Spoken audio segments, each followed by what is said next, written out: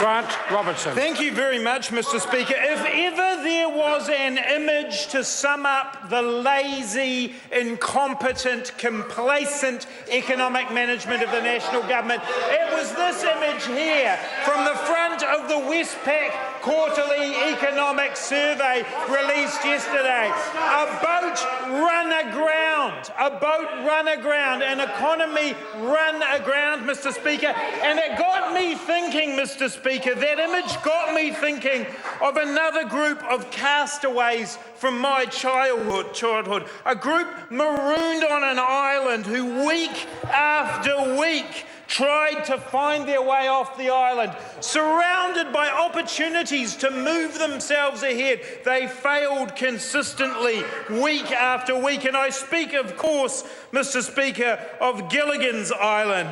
And in them, we see the National Party and their approach to the economy, led by the skipper, John Key.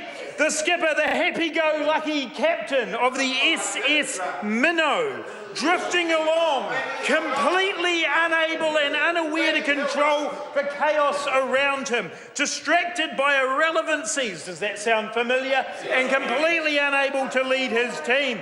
But don't worry, the erstwhile skipper has his first mate, the bumbling, accident-prone, incompetent Gilligan, or as we know him, Bill English.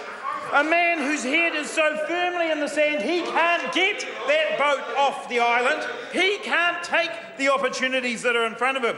If people want to recall the general plot of Gilligan's Island, each week the government tried to find a way to float the boat again, to find the opportunities were there, and they would fail every time, missing the opportunities because Gilligan didn't know what to do. He had no idea. But he had some assistance, Mr. Speaker.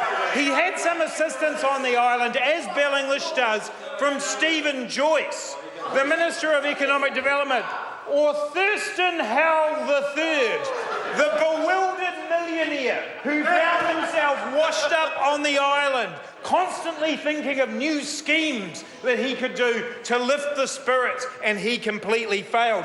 But, Mr. Speaker, there were others on the island as well people may not remember. There was Marianne Summers, who for me is summed up by Paula Bennett, the Associate Minister of Finance, who's just a little surprised.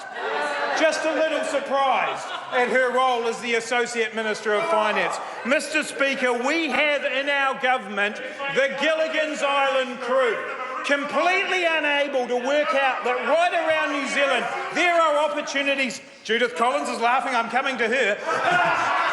There are opportunities all around New Zealand that could take them off the island. They could be investing in our regions, diversifying our economy, adding value to products, getting that boat and lifting it off its becalmed state and taking it out there, because right around New Zealand there are businesses, there are communities that want to be part of it. There's the Apotiki community who want their wharf to get an aquaculture industry going.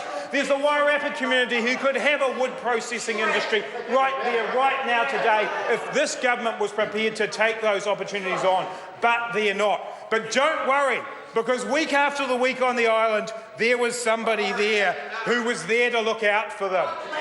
Ginger Grant. And we on this side of the House know that it's not up to Gilligan, it's not up to the skipper, it's up to Ginger Grant, Judith Collins, to come to the rescue of the National Party, because that's how they'll get off the island. Mr. Speaker, this economic overview shows unemployment going up over 6.5%, shows growth going under 2%, shows the Canterbury rebuild peaking.